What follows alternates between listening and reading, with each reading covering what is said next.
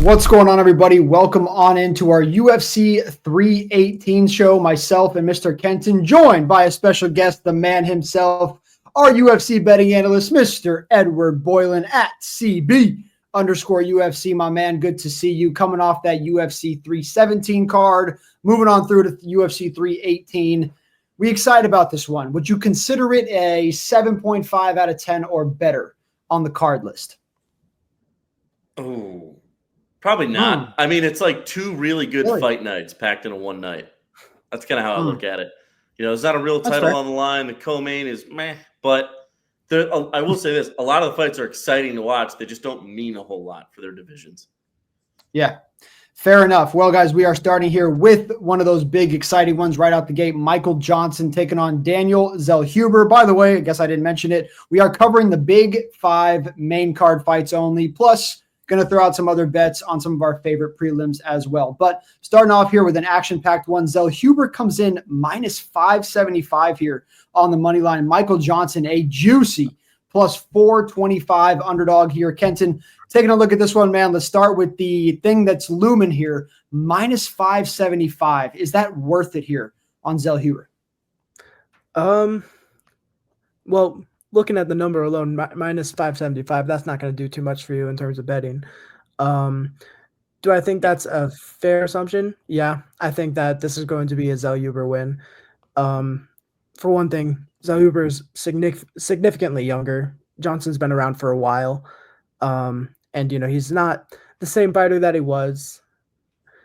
When it comes to this fight, I think a lot of people expect it to be a lot more entertaining than I think it's actually going to be.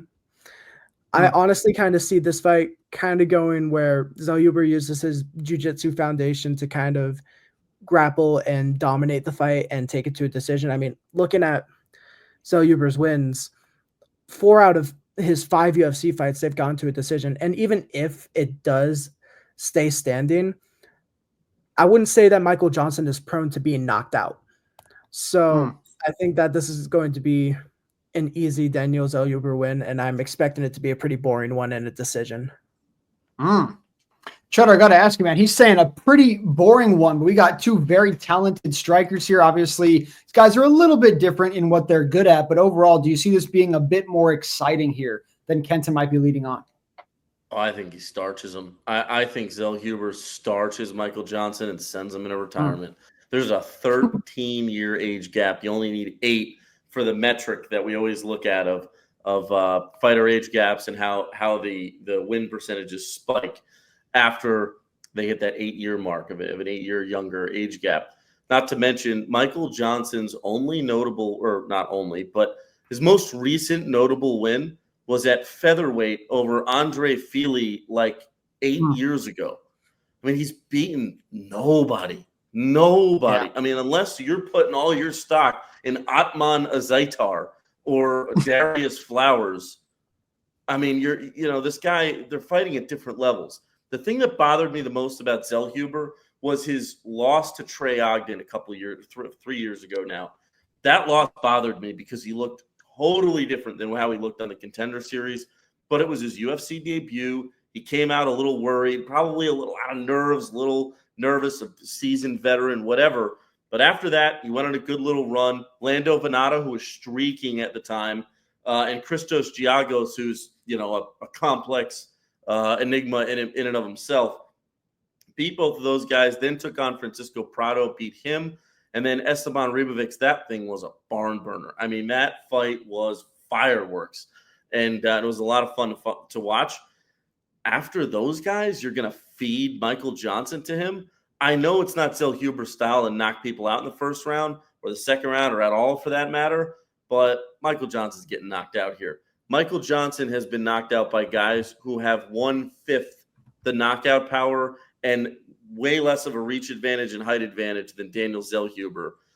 It's going to be a very rough night at the office for Michael I got to disagree with you there. I mean, he's only been knocked out 3 times in his career, and he has a very long career. I really do not see a world where he gets knocked out. I think he gets dominated, though. I agree that he gets absolutely dominated. I mean, he lost to Jamie Malarkey, and he got knocked out most recently by Diego Fajeda. it just doesn't scream to me that somebody who loses to both those guys and gets knocked out by Diego is going to hold up against the boxing of Zellhuber. We were just talking earlier about he kind of looks like Ryan Garcia's brother, right? Well, he does kind of fight like him too. Just to throw the comparison out there, he really uses that range well. And Michael Johnson, another point that's worth bringing up. A lot of these older fighters, they just don't level up. Their upbringing in the sport, what they were doing at 20, 22, 25, 28 years old, and what they were learning is so different than what these young up-and-coming studs are learning now. And it's pretty hard. At 39 years old, I think it's kind of hard for a guy like Michael Johnson to keep up with the speed, the technique, and all the new stuff these younger guys are learning. I don't know. I'm definitely on Zellhuber. I'm going to take him -3.5. I don't think it goes the distance. I think he finishes him, but even if he doesn't, it's to your point. It's a mauling. It's going to be 3-0. Yeah. Well. I kind of wanted to come in here and shake the floor a little bit and take the dog here, but I'm also not feeling like donating on the first fight of the night that I'm going to be betting on. So I'm going to rock with you guys here. I do believe that Zellhuber is going to win. When we're talking the over-under, the knockout or not the knockout, I agree with both of you. I think, Kent, you make good points. You brought out the facts. You said, looking back, here's the truth. Fine. But Cheddar, I also agree with you here. For years, I mean, I'm talking 5 years, I've been listening to you come on here and talk about the age gaps and the young guys and the power and the striking and as the fight goes and etc. And so I've seen your theory be correct over time. So I'm kind of like stuck here. So if I have to trust somebody, Kenton, I love you. I'm going to rock with Cheddar just because I trust his theory over the time. But I won't be surprised at all if a lot of people here take the knockout, trying to cut these odds down a little bit, and then they don't get it done. So for me, I'm going to go money line only, but if I had to pick a finish or a way it's going to go down, I'd rock with the knockout here as well. But that is it, guys, for fight number 1. Moving on through here to fight number 2. Pulling those odds up for you. Once again, these odds coming in off DraftKings. You guys do your research, check all your books, try to find the best odds possible because I promise you they do vary. Dan Ige, Cheddar, you know that name, taking on Patricio Pitbull. Pitbull coming in here plus 180. Dan Ige -218. Look, man, I know we like Dan Ige, or at least over the years we've liked Dan Ige, but -218 here, is he worth that deep of a favorite? Dan Ige is my biggest bet of the night. I'm just throwing that one out there. Dan Ige is in my two-legger. That's my biggest bet of the night. Pitbull went out there. He looked like a Bellator fighter against Yair Rodriguez, who I just don't put a lot of stock in him being a real championship contender. And Yair embarrassed him. I mean, embarrassed him. And a good comparison, I'd say, is like somebody going out there and getting completely embarrassed by Max Holloway, and their next fight is Calvin Kattar. Similar style, maybe different build a little bit. Both really good boxers. One's clearly better than the other. One's been around, right? Like that's the same kind of example I'd relate this to. You go from Yair to Dan Ige. They're not giving him any easy matchups, that's for sure. And Dan Ige, I know I was wrong about this last week or last pay-per-view. But man, when there's one guy in there who's fighting for something and knows he still has a good shot at the belt, like we were talking about Moicano and Dariush last pay-per-view, and I picked Moicano because I think that guy really thinks he has a run in him, and Dariush doesn't, among other reasons. I think Dan Ige thinks he has a real run, and I think Pitbull's just trying to cash out and make a few paychecks because Bellator folded. He didn't want to do PFL. He knew he wouldn't win the $1 million there. Then he came over to the UFC to get some main card, moneymaker, cash out fights, and he knows he doesn't have a run in him. Dan Ige, if that guy didn't think he had a run in him, he wouldn't have shown up on 4 hours' notice a year ago to take a main event fight with Diego Lopez. So I don't know. I think Dan Ige wins the fight. I think it's a close fight relatively where Dan Ige pulls away on the volume, keeps it on the feet. I think Ige wins 30-27, 29-28, 29-28. That's my prediction. Yeah. I mean, I agree that I think Dan Ige has the edge here. The thing about me, like the thing that worries me about Patricio Pitbull is that, I mean, he only has one fight in the UFC, and that was against Yair Rodriguez, and he lost by decision. And I mean, he fought in Bellator for his entire career, and yeah, Bellator has some great competition or had, but it's not the same level as the UFC. I think everybody agrees on that. Right. And I think at the end of the day, Dan Ige is not only younger, but he has more UFC experience. And I think that's really the key here. I'm looking at that, and that makes it very hard for me to bet against Dan Ige. So I'm taking Dan Ige here. I think it's going to be, with that being said, I do think that it's going to be a decision. I think it's going to be a decently close fight. They're both well-rounded fighters who have like historically gotten it done in different ways. So for sure, I think that this is going to be a Dan Ige decision. Yeah, and to piggyback off of that, AJ McKee and Michael Chandler are the two biggest wins in the career of Patricio Pitbull. There we go. Dan Ige has faced guys at or above that level for the better part of a decade. I mean, and won some, lost some, but has faced guys at that level for 5, 6, 7 years now. So, yeah, you got to weigh in experience here. Weigh experience or factor experience into this, but also to your point too, the age. It's a 5-year age gap. Dan Ige isn't washed. He's 33. He's been fighting young studs for gatekeeper stud guys that are coming up and fighting for the title, and one of them on 4 hours notice. Pitbull's not doing that. Pitbull's not fighting any up and comers, and I think a major factor to look at in this fight is the speed advantage. Ige might not have a speed advantage against most guys that he fights because he's fighting championship level guys and younger guys frequently. Wow. He's going to have a speed advantage against Patricio Pitbull. Wow. Well, my question that I was about to pose to you, both of you, before Cheddar said that right at the end there was, are neither of you concerned about the speed here of Rodriguez? Not at all. Pitbull.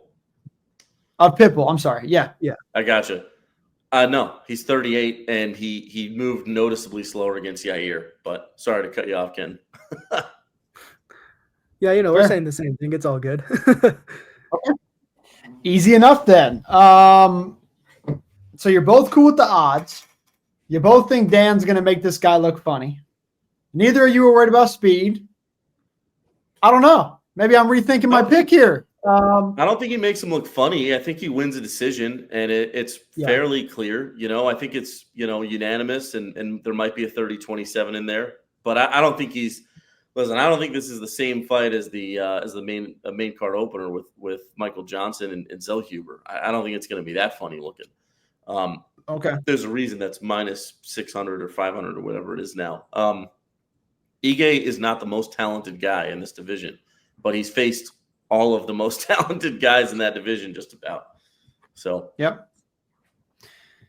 And not on the speed thing, but on the pace. Obviously, big difference in pace and speed. I think Dan Ige's pace here, like you guys kind of alluded to, is going to start to wear on him here. Ige is also very strong mentally, and I think that's one thing that kind of doesn't get talked about his game. And, I mean, we've talked about him coming in on short notice before, and him coming in and beating dudes he shouldn't win, and coming off fights, bad first rounds and winning fights. Like, I've kind of seen Dan Ige kind of bite the bullet down and go after it and get it. And I do think that if Pitbull comes out hot in this one, if he loses the first round, Dan Ige does, I still think he wins this fight. And so I'm going to join both you guys on this one here. I'm going to go with Dan Ige to find a way to go ahead and get this fight done. But guys, rocking with Kevin Holland, but approach with caution because could be a disgusting parlay killer for all you parlay bettors out there. So just be careful. But moving on through to the co-main event, Cheddar, I asked you in the very beginning if this was a 7.5 out of 10, and something tells me this fight right here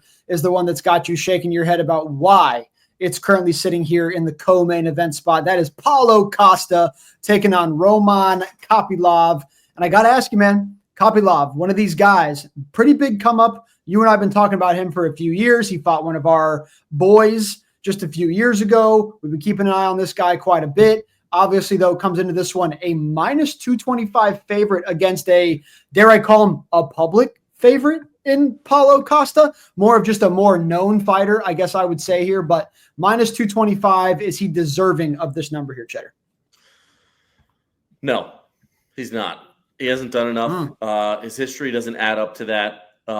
Against a guy like Paulo. Now, look, Paulo Costa has only beaten Luke Rockhold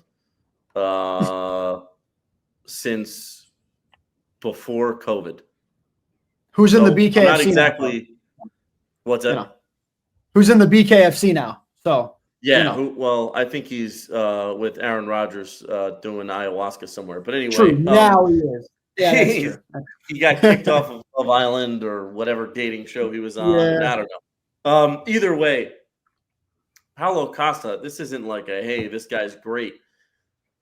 But we got to look at how the dude fights and what his fight history is. I mean, the guy has fought absolute killers for 5, 6, 7 years now, like all killers. His last fights: Robert Whittaker, Sean Strickland, Marvin Vettori, Luke Rockhold. I get it; it was out of his retirement. Whatever, he won the fight. Back in 2020, he fought for the title against Izzy. He fought Yoel Romero in 2019 before he was completely washed. Right? He's fought some real killers. Uriah Hall when he was still in his prime. He hasn't won a lot lately, but that type of history is just levels different than what Roman Kopylov has been facing. Now, there's also something to be said for the fact that one fighter's on a winning streak and one fighter's on a losing streak. Your brain's not in the same place. Paulo Costa, I don't think anyone knows where his brain is ever. I don't think he knows where he is ever. But I mean, the guy's more focused on Chimaev than he is on anybody else. But regardless. Roman Kopylov is a really good fighter. I like him a lot. I think he's a high caliber, quality ranked contender. I don't think he's top 5 material. I think his limit is around the 6 to 10 ranking, depending on who's in the division. And his most notable wins. I mean, let's just go back 1 year. Let's dial it back a year and a few months to when he fought Anthony Hernandez. If you put Anthony Hernandez in a cage with Paulo Costa right now, would Anthony Hernandez be minus 500? All right, then why is Roman Kopylov minus 225? I don't understand. Hernandez walked through him, tapped him out in the second round. There was some back and forth. I'm not saying it was a wash, but Hernandez cooked him. I mean, we really think that Paulo Costa is going to go in there and look like a complete moron? I don't know. I'm taking some dog money on this. I'm not taking any methods. I'm just taking a half a unit on Costa on the money line. And that's it. I think Roman, it's not too big of a jump for him, but there's way too much for him to lose in his career here. And Paulo Costa ain't the guy to do it against. This is not a good fight for Roman Kopylov. Very interesting. Not exactly the take I thought we were going to get from you there on that one. I don't think in the history, now there hasn't been a lot lately, but I don't think in the history of us covering Paulo Costa fights, you've ever told me that you're taking him in a fight. Like genuinely, this is the first for me. So kind of an interesting spot, but nice plus money there, about plus 185. Once again, up to 200, depending where you guys look. So Kenton, are you with Cheddar on the dog in this one? Or are you rocking with Roman? I mean, I'm kind of staying away from the money line on this one. The reason for that is because I can see it going one of two ways. I still believe in Costa's ability to get a fight done early. I mean, he's shown that he can go the distance, but a lot of his notable wins were earlier in his career, and they were like round 1 knockouts. And there was that rough patch after he lost to Izzy, when Izzy destroyed him with leg kicks. He had that rough patch leading up to the Vettori fight where he was missing weight and he just didn't care. And at that point, everybody kind of thought like, oh yeah, he's done. He's cooked. Like he's not going to be the same ever again. And he hasn't been the same necessarily. But after that fight, he really whipped himself back into shape. And I mean, he beat Luke Rockhold, and then he fought 2 killers, Robert Whittaker and Sean Strickland. So, I mean, I kind of see this as, I think if it's finished, if it ends in round 1, it's a Costa win. But if it gets into like rounds 2 or 3, then I think Kopylov has it. So I'm gonna stay away from the money line, but I do think whether it ends in the first, second, or third round, even, I do think this fight ends by KO, TKO, or DQ. I looked at the odds for that one. That's plus 180 right now on ESPN Bet. So I think that's a good little one to maybe throw into like a parlay or something. But yeah, I'm not gonna touch the money line. Wow. Okay, well, Cheddar, I might regret this, my brother, but I'm going against you. And honestly, I'm not too worried about it. I feel good here about Kopylov. I thought what I saw from him all the way back to, once again, multiple years ago that we were watching him. When this guy is on, he is very, very underrated. And I love his technique. I think he's very clean. He doesn't put himself in bad situations very often. Could he take a couple more risks? Sure. And I think he's going to have to take a few risks here. And Kenton kind of alluded to that by saying if someone gets knocked out in the first round, it's probably Kopylov getting knocked out. That's fair. I think you're probably right in saying that. But that said here, I don't think Costa, not that he doesn't have a chin, but he's getting older.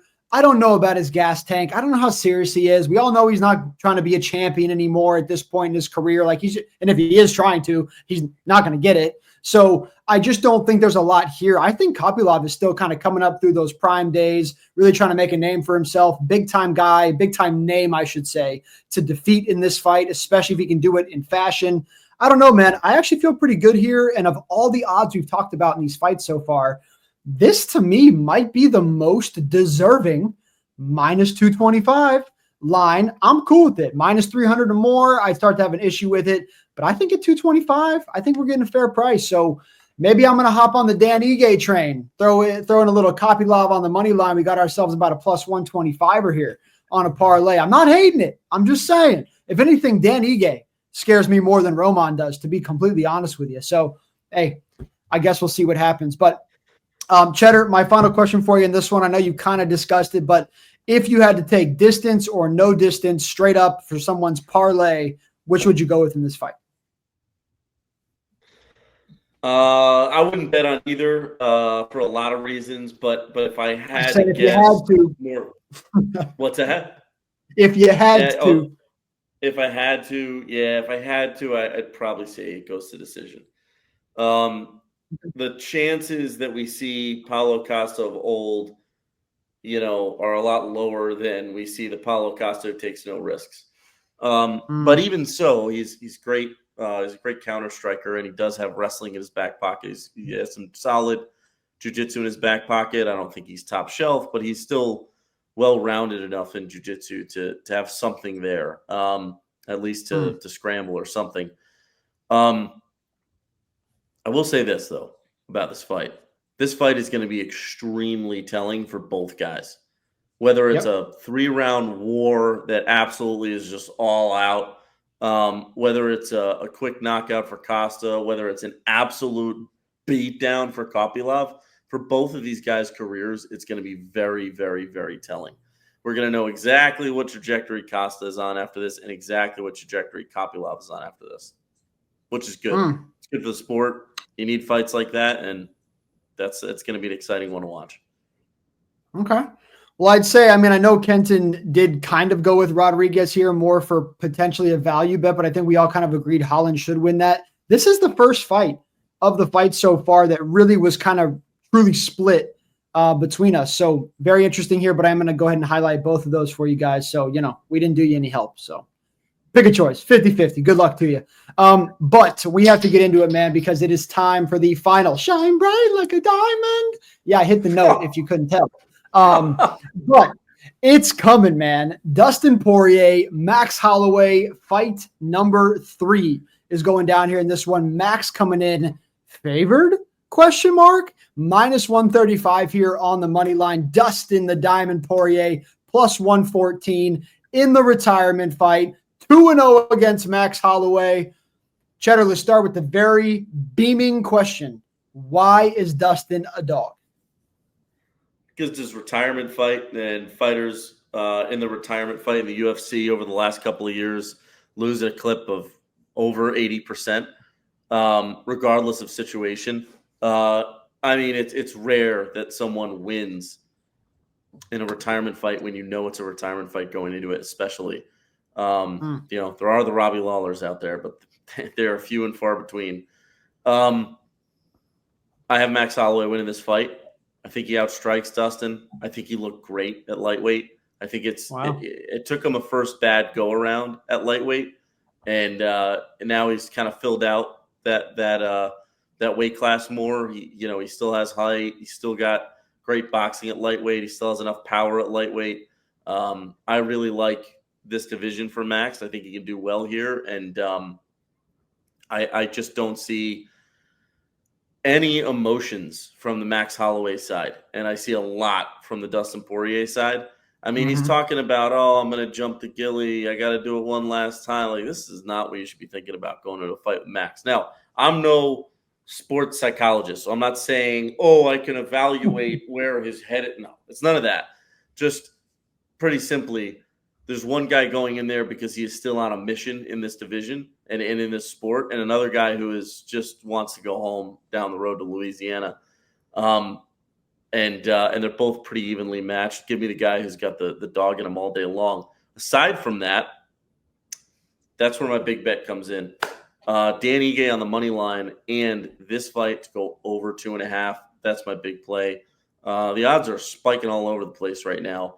I got it at minus 119. I've seen it as low as minus 109, and it's up to minus 125 on another book. So who knows? It'll be around there somewhere.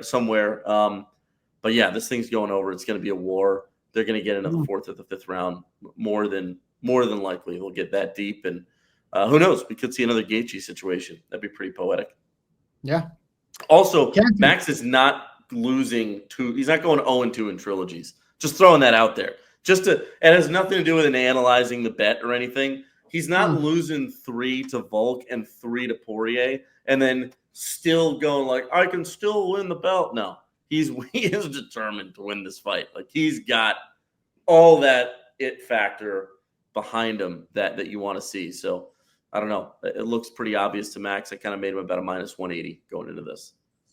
Cheddar, I'm a bit surprised that you are taking the favorite in a guy who's 0-2 against, and I know you don't like retirement fights. That is one thing you have for years said, I don't touch dudes in retirement fights. Fair. I'm just a little surprised because I know you love that. You're like me. You love value. You love a dog, but you're not taking it here. Kenton, is Dustin Poirier plus 114 too good for you not to take it? Here's the thing. We're talking about the retirement fight here, but I want to bring up the fact that I genuinely believe that Dustin Poirier is retiring a little bit too early. I think that he still has a little bit left in him. I think that he could still fight this fight very well, regardless of the emotions or just the fact that it is a retirement fight. And plus, there's also the consideration that those emotions could honestly work in favor for him. I mean, he has the crowd in his favor over in Louisiana. And that's on top of the fact that he's already 2-0 against Holloway. And here's the thing that worries me about it. You mentioned that he had talked about jumping to guillotine here. That's not going to happen. I do not see this fight even touching any sort of grappling whatsoever, because even if Dustin were to try to get it to the ground for whatever reason, I mean, we got Holloway who has fantastic takedown defense. So it's just, for one thing, I don't think Dustin's even going to try to get it to the ground, but even if he did, Holloway is not going to let that happen. So what I think is going to happen here is I think this is going to be very similar to their second fight when they were fighting for the interim belt. I think that it's going to be a war on the feet. I think it's going to be taken to the distance after an amazing fight. I'm looking forward to this one a lot. And I think that Poirier is going to walk away with a win here and with the BMF belt. Another thing that I also am considering in terms of the emotions of this fight going into it is, I mean, I don't think it's any secret that even if Dustin Poirier says that he's content and all that, there's definitely some soreness there over the fact that he never got the championship. You know, he never won a championship fight. And I think at the end of the day, like, I feel like, at least if I was in his shoes, maybe I'm and I'm a different person, might not be the same case, but I think he's kind of looking at it as like, hey, I could at least walk away from a fight with a belt being wrapped around my waist, Yeah. So I think there's really just a lot that goes into Dustin's favor in this fight, regardless of the fact that it is a retirement fight. Mm-hmm.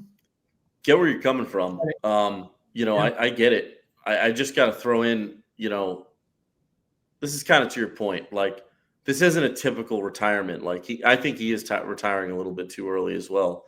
I have to highlight, though, Max's fight with Ilya. This is actually a reason that I'm betting on Max, not whereas most people would bet against him because of the Ilya fight. Oh, his chin is broken, blah, blah, blah, whatever. That's all bullshit. Nobody actually knows that. But Max just fought Ilya. Ilya is the best fighter in the UFC, arguably. If not, he's the second best pound for pound. And that's definitely not a question. That is at least number 2. Right behind Conor McGregor. Yeah, okay. Okay. Conor McGregor's right leg, maybe. I think that with every fight against somebody that's that level, that's that extreme, even when you lose, the experience that you get, Teddy Atlas said it best. He said, the second you get the belt, you instantly become 30% better. I believe that was the quote. And to his point, when you're fighting the best, there's more to that. When you're fighting at that level, you're still getting better. It might, once you have the belt, it's different because now you've accomplished something. You have a different level of swag about you, a different level of ego that works in your favor in a way. Max is fighting the best too, man. It's not just Poirier. And I'd argue that Max's resume is a little tougher than Poirier's of late. I think that Max is still fighting for something. It's Poirier's last fight. He just went through an ass beating from Ilya, and he's not going to let that happen again. He's also got those aspirations of getting a belt, and he's got to start right here. That this is day one for him. Is his fight. So that's how I see it. I think that you're totally discounting Dustin's resume, though. I mean, he's coming off of a fight against Islam Makhachev for the lightweight belt, and I mean, leading up to the point where he got submitted, Dustin was fighting well in that fight. There was a minute there for a while where I was thinking, hold on, he could actually win this fight. And I was praying for that to happen. I really wanted him to win that fight. But he was looking good in that fight, and Islam Makhachev is undeniably a very tough opponent. So I think, yes, Ilya is definitely one of, if not the best fighter in the UFC. At this moment, he's one of the most scary ones for sure. I mean, you see Ilya on a card and you know that you're about to be crushed. But same with Islam Makhachev as well, though. I get very scared when I see Islam on a fight against one of my favorite fighters. So I think that point kind of works both ways, in my opinion, at least. I agree. I agree that it works both ways.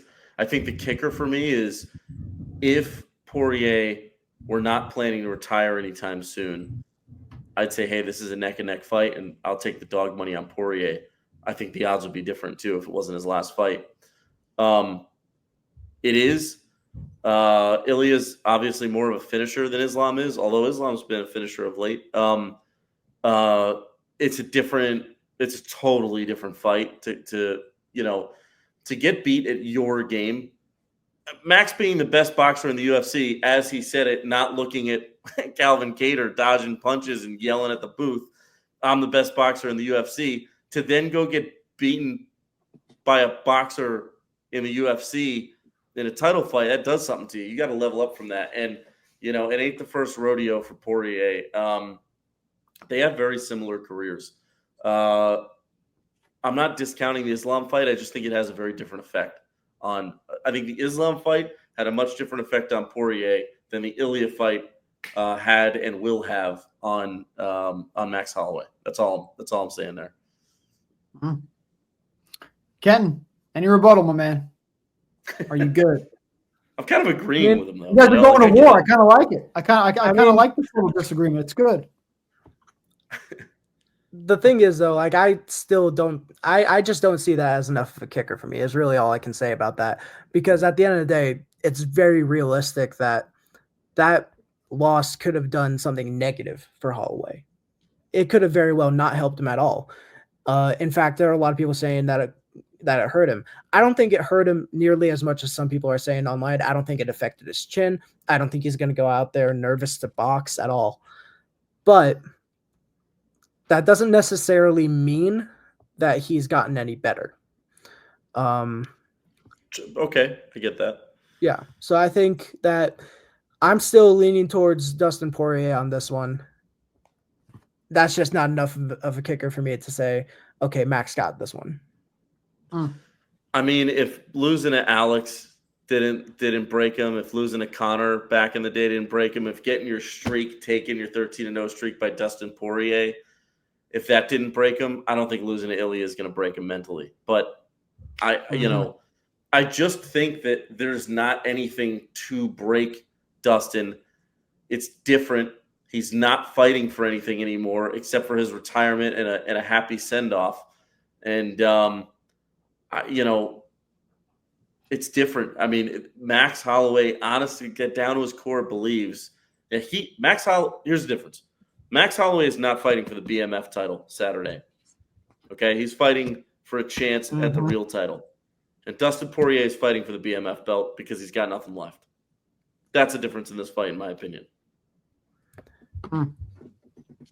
Well, gentlemen, I'm going to keep my take quick. Diamond equals dead. That's all I got for you. That's all I got for you. Give me Max Holloway to go ahead and get this thing done, man. There's a little bit of me. I've never liked Dustin. I don't like Dustin. I never liked Dustin. He's a good fighter. He's a good brawler. If I was in a street fight, I'll take Dustin Poirier. But in this fight right here, man, Max Holloway, I'm not dumb enough to not take Max Holloway. And I don't think you can go wrong taking Max Holloway. He doesn't get finished. He very rarely gets finished. His striking is impeccable. His output is impeccable. His stance, his distance, his control, his poise, his power is way more than it looks. Everything about him is a great fighter. Dustin is a dangerous fighter, but I think Max is a great fighter. And that's the difference here for me. So, look, people are going to be crying, whatever. I hope he has a great walkout. I hope life's good. But, Cheddar, I took one of your theories earlier in the age gap. I'm taking your theory again here in the retirement fight. I'm fading the guy retiring. One last time for you guys. Diamond equals dead. It's very, very simple here. So, we'll see what happens. But, gentlemen, I do want to ask both of you. Just got to ask a question. We can take a side bet on this if you want. This is a small one. Okay.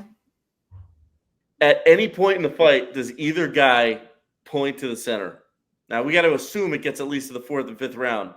Does somebody point to the center and say, hey, we're standing in the pocket and throwing? They're going to point to the ground. This is going to happen. They're going to look at each other. Are you ready? Are you ready? Right there. It's going down right there, bro. Before it even starts, it's going down. Ken, what do you think, man? I honestly totally agree. It's as I was saying when I was giving my prediction. I think this is going to be a brawl. I absolutely think this is going to be a brawl. And I think it's going to be from the start. They're just going to be standing in the middle.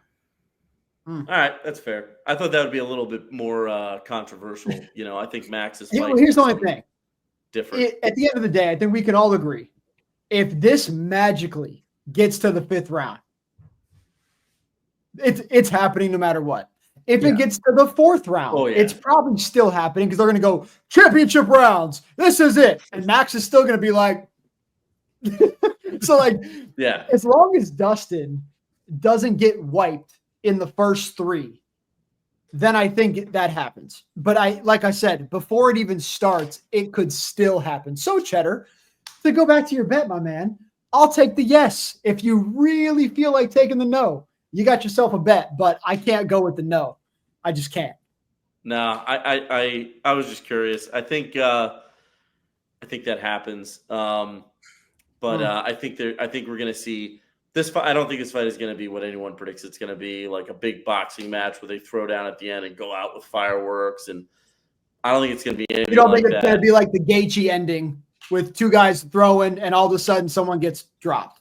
I mean, the ending, it could have that ending, but I don't think the fight That fight was pretty one-sided, if I remember correctly. That was Max. Yeah, all the Max way. was kicking his ass. Yep. Yeah, so I don't think it'll necessarily be like that, but I do definitely think that Max is throwing with a little extra oomph behind his punches, and Poirier's out there like trying to put on a show.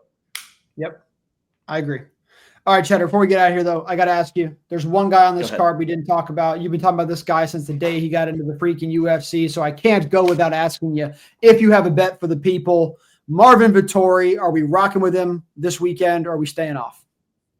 I'm on Marvin Vettori, and here's why. Not because I love him and he's the only Italian fighter in the UFC right now. I swear there's an actual reason behind this. Marvin Vettori has had his ups and downs in his career since he went to Thailand and learned how to become a Muay Thai fighter, essentially. He went to Tiger Muay Thai, trained there for 6 months or so, whatever. And then all of a sudden he wasn't a wrestler anymore. He was a Muay Thai fighter. And it worked well and it didn't work well. But we're now seeing that he's at a level where he's just like losing every round by a hair, and then he's getting 30-27, and it's like, whoa, what happened there? Or 50-45, whatever. It's like, what happened? Like, how did we go from, winning these close fights to on the scorecards getting smoked? Brendan Allen isn't that kind of a fighter. Brendan Allen's a wrestler, and Marvin Vettori is going to be forced to go back to his wrestling roots, and people are going to forget that dude can wrestle, and in all styles. He can wrestle Greco-Roman very well. He can wrestle freestyle, and I'm sure that out in Italy, training with Giga Chikadze when he did back in the day, and I'm sure he still does train with him at times, the Georgian fighters, I'm sure he's got some Sambo mix in there too. So combined, I think Vettori's a little bit better of a striker. He's going to have more volume, and he's probably a better striker. And I think his defensive wrestling is going to be better. He's going to have to make sure he doesn't get caught in anything. But we know, without question, Marvin Vettori has the most granite chin in the UFC. Brendan Allen ain't knocking anybody out, and I highly, highly, highly, highly, highly doubt that Brendan Allen is going to tap out Marvin Vettori. I'm taking Vettori by decision. Plus the 225 there. Kenton, I don't know if you have a play on this fight, but are you going to ride with that? You're going to fade that, or are you just not touching this fight? I'm going to ride with that, actually. I'm also a fan of Marvin Vettori. Looking at this card, I was very, very shocked to see him on the prelims instead of the main card, especially when you have, look. Costa Kopilov, yeah. I wouldn't say that. I think Costa and Kopilov could be fun, and they're both ranked fighters. I understand that one. What I don't understand is Michael Johnson versus Daniel Zellhuber. I think if anything, that Zellhuber should have been maybe the featured prelim or something like that. And I think Vettori should have been on the main card instead of that fight. I think that makes so much more sense. Especially since he beat the brakes off of Paulo Costa. And at light heavyweight, because Costa showed up like an idiot, and then Costa never won a fight since then, other than Luke freaking Rockhold. So yeah, I mean, I agree with you there, but yeah, we'll see. But we'll see. Stupid ass main card bullshit. Gotta love it. Gotta love it. Cheddar, I do remember, man. I remember, I want to say about a year ago or so, you and I talked after one of Marvin's tough losses, and we kind of talked about how he just unfortunately seems like more here, but yeah. Go. He's never, ever, ever going to get out of the gatekeeping. Yeah. It's what he is now. And it's just unfortunate to see him fall to this point on the card. It's just at least it's a pay-per-view card. I guess you're not like the prelim on a shitty fight night, because that would be very disrespectful. But I agree with both you guys. He still shouldn't be here on a fight night. Look, there's one other thing I got to say here. Rest in peace to Marvin's brother, who died tragically not that long ago. He's become a completely different person since this. I am not using this point just to talk about how the fight's going to go. I mean, just if you don't know, just absolute tragic event. But even on social media, the guy's totally different. Betting wise, you have to be careful, because tragic events, extreme events in somebody's life changes them. As for if I had to guess in this fight, who's going to be fighting for something more, Brendan Allen may be fighting towards a shot at the belt. Marvin Vettori is going to be fighting shit that we can't explain and that we've not lived through. So hearts out to Marvin and his family. But yeah, he's got a little bit of a different purpose in this one. Just really, really messed up. So at the very least, even if you don't want to bet on the fight or whatever, you usually don't catch the prelims. That's somebody that you can get your heart behind and root for in this fight for sure. Yep. Well, on that note, folks, that is a good spot to go out on. I hear UFC 318 maiden card predictions for you, plus another extra little fun one there, plus 225 by decision on Marvin Vettori. That's a 3-man squad ride on that one, so should be fun. I am going to go ahead and jump in on that bet as well. So good luck to you guys on this one. Should be fun. Cheddar Betters, you guys can find him at CB_UFC there on Instagram. Got some great free plays coming your way and a lot of fun stuff as the year goes on. Myself at Rig Sports Talk and at Blitz Sports Bets. Mr. Kenton at Kenton_H_ and the Sports Forum at Sports Forum CO and YouTube at The Sports Forum. Until next time, UFC 319. We'll see you guys. This is UFC 318. Good luck.